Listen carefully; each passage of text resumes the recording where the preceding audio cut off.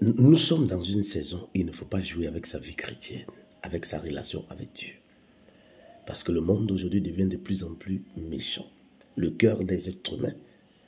Et je vous montre un exemple. Simple exemple que j'ai trouvé dans la Bible. Osée chapitre 9. Qui m'a marqué, je voudrais le partager avec vous. Osée chapitre 9, verset 13 à 14. Il dit ceci. Éphraïm, comme je le vois, et c'est Dieu qui parle, fait de ses enfants des animaux qu'on tue à la chasse. Dieu dit, Éphraïm fait de ses enfants des animaux qu'on tue à la chasse. Il les laisse partir à la rencontre du chasseur. Oui, Seigneur, il faut faire quelque chose. Mais quoi? Rends plutôt leur femme stérile, qu'elle soit incapable d'allaiter. Voici une femme qui prend une grossesse pendant 9 mois, déformée. Toutes sortes de souffrances qu'elle peut subir pendant la grossesse. Elle subit cela.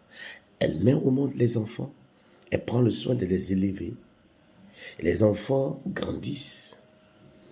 Et c'est elle, la mère, qui transforme ses propres enfants à des animaux qu'on tue à la chasse. Et même si elle savait que les chasseurs sont quelque part, des choses qui peuvent tuer ses propres enfants, elle sait que ces choses-là sont là. Elle sait où c'est placé. Mais elle, la mère, quand les enfants sont en train de prendre ce chemin, elle ne les arrête pas. Elle les pousse même à aller vers les chasseurs pour qu'ils soient tués. Au point que le prophète dit, Seigneur, il faut faire quelque chose. Mais qu'est-ce que l'Éternel doit faire au verset 14? Qu'est-ce qu'il doit faire?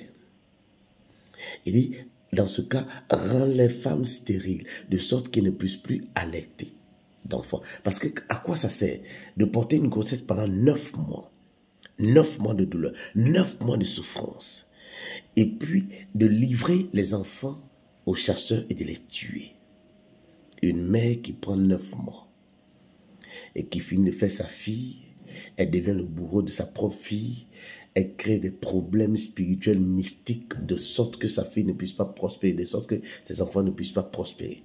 Si une mère qui a souffert pendant 9 mois est capable de faire ça, et votre papa alors? Voilà. Si vos parents proches sont capables de faire ça à vous, je dis bien mère parce que dans cette histoire, c'est elle qui souffre, c'est elle qui porte la douleur. Donc une mère en temps réel serait capable de faire toutes sortes de sacrifices et non le père. Parce que le père, c'est un donneur de sperme. Mais la mère, elle a porté la souffrance. Mais elle est capable de livrer les enfants à l'abattoir. Et vos amis alors? C'est pourquoi nous voyons aujourd'hui toutes sortes d'empoisonnements sous n'importe quelle forme.